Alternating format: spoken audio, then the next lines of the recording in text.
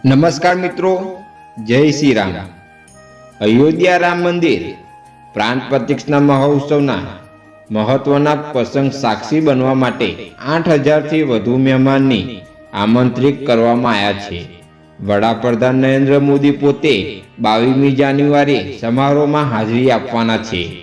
અયોધ્યા રામ મંદિર પ્રાણ પ્રતિષ્ઠા મહોત્સવનો ઉત્સાહ અપેક્ષા કરતાં ઘણા વધારે જોવા મળી રહ્યા છે અને માત્ર મંદિર જ નહીં પરંતુ ભારતની સાંસ્કૃતિક અને આત્મિક ઓળખતા કેન્દ્રમાં તીર્થયાત્રાની ખાતરી કરવા તૈયારીઓ પૂરજોશમાં ચાલી રહી છે।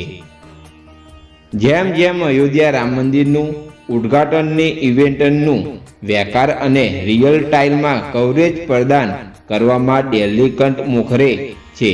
દિલ્હી હન્ટ પ્લેટફોર્મ ખાતરી કરે છે કે તમે પૂરી આસ્થા સાથે સૌથી ઝડપી લાઈવ અપડેટ સાથે આગળ રહો।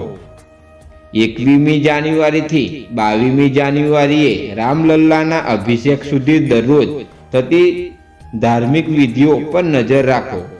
હેડલાઇન્સથી આગળ અને ઇતિહાસ, પરંપરા અને વિશ્વાસ સાથેની તેની લિંકને ખોલી દરેક ધાર્મિક વિધિના ઘન મહત્વના તમારી જાતને ભક્તિમય બનાવો। સમારંભની ભવ્યતા સાક્ષી જુઓ। આ યાત્રિક ઘટના માટે દિલ્હી આરતી પછી પ્રાણ પ્રતિષ્ઠા સમારોહ અને 23મી જાન્યુઆરીએ શ્રીરામ મંદિરના ભવ્ય ઉદ્ઘાટનનું લાઈવ કવરેજ પ્રદાન કરશે। તેથી આ મહત્વપૂર્ણ ઘટના આધ્યાત્મિક આનંદનો અનુભવ કરવા અમારી સાથે જોડાઓ। માટે ખાતરી કરો, ઐતિહાસિક અયોધ્યા રામ મંદિરના ઉદ્ઘાટનની ગણતરી જેમ જેમ આગળ વધી રહી છે તેમ તેમ સૌથી વધુ વિગતવાર અને ઝડપી લાઈવ અપડેટ માટે દિલ્હી હન્ટ સાથે જોડાયેલા રહો।